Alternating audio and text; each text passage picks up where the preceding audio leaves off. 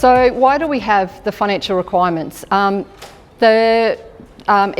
every law, there's an intent. We just have to work out what that intent is. Usually a law gets brought in by government because someone's done the wrong thing, so they want to regulate against that. Financial requirements are really no different to that. So your QBCC licence allows you to work in the building industry in Queensland. Nothing more, nothing less. There's all these laws that come in over the top of that though. There's technical laws, there's financial laws, fit and proper laws, all things like that that come over the top of just holding your licence. So your licence as a QBCC holder is really no different to your car licence. Your car licence allows you to drive a car, and then there's all these laws that go on top of that. So you can't drive talking on your phone, you can't text, you've got to go a speed limit, you've got to wear a seatbelt. All those laws aren't in place to stop you from having a car accident. They are to minimise the damage if you were to have a car accident. So instead of driving, 100 miles an hour and hitting a tree and killing yourself, those laws are in place to try and minimise the damage when you drive a car. So the minimum financial requirements are exactly the same. They're to try and minimise the damage to the building industry of someone not being paid or allowing it to lead into a financial difficulty. So there's a really common misconception in the building industry that it's QBCC's role to stop someone going broke. We can't do that. It's a legal requirement for a director to put that company into liquidation if it's insolvent. So we can't stop that from happening. We also can't stop mismanagement of a company. I can't stop this gentleman from buying 10 jet skis. I might ask to borrow one every now and then, but I can't stop that from happening. So the laws are in place to allow us to react quicker, receive information so that we can track that a lot better and allow that to affect, or essentially to minimise the damage. So instead of someone going broke, because we get onto it a lot sooner, instead of someone going broke for $10 million, they might go broke for $5 million. And there's still going to be $5 million worth of harm in the industry, but we've prevented that extra from happening. That's what these laws are in place for. So why do I have to give you my financial information? Essentially, it's a law. Like it or not, right or wrong, it's a law. But more importantly, it's to allow you to look at your financial position as well, at least once a year. So when the requirements were deregulated, the government of the time back in 2014 said there's too much red tape in the building industry. I probably agree with that, there is.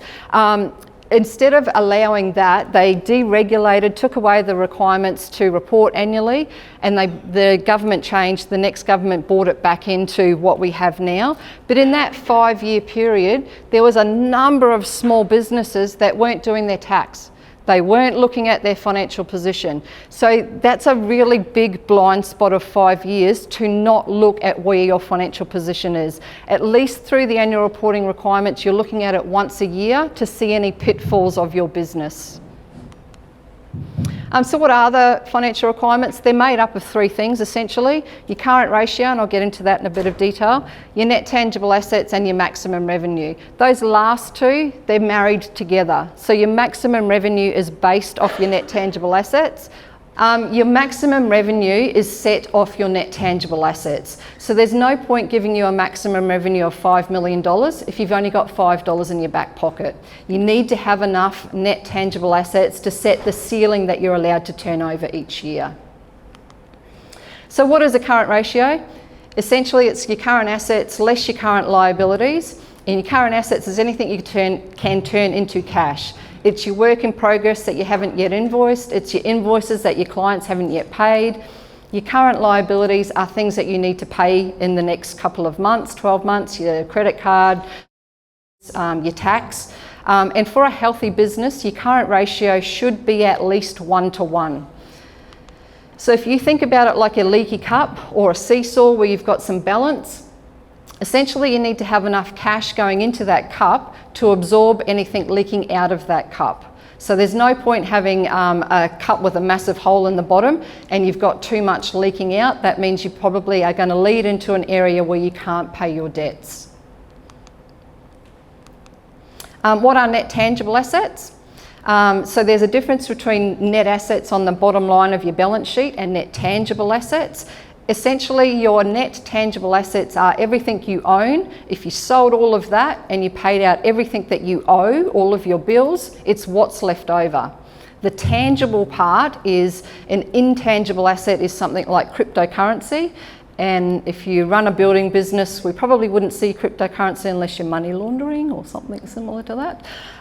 But a good example of an intangible asset is goodwill. So if you have a franchise like Homes or something like that, they have a value attached to that. It's called goodwill. The reason that it's an intangible asset though is someone has to be prepared to pay that. You have to sell your business, and if you think your name as franchise is worth $50,000, you have to find someone to pay that who thinks it's worth that. So your net tangible assets are less any intangible. I'll just quickly run through the difference between annual reporting and MFR reports. Annual reporting, and I have been asked it by an accountant how often they have to do annual reporting, and I don't have a very good poker face. It is once a year. I don't know what part of annual reporting gave that away. But for most licensees in that mid-range category, you don't need to go and see your accountant. It can come straight off your internal management system, so QuickBooks, Xero, MyOb, whatever you use to track your finances, that's what you can provide to us. You don't need an MFR report for your annual reporting. If your accountant is charging you to do an MFR report every year, they are ripping you off, and I'm happy to tell your accountant that.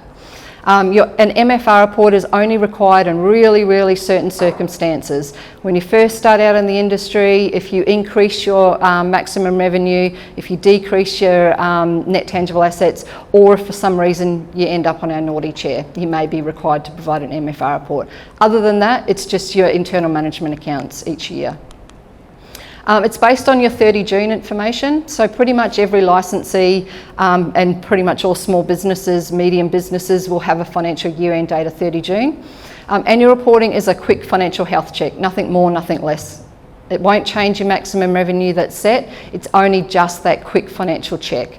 It is that the due dates are probably set in stone. They've been around for 5 years now. I don't think, even if the government changes, I don't think those dates will change.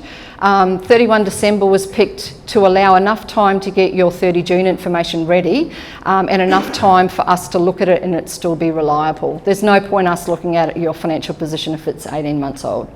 31 March was picked for SC1 and SC2s, the smaller end of town, mainly because smaller contractors go and get their BAS done at the same time.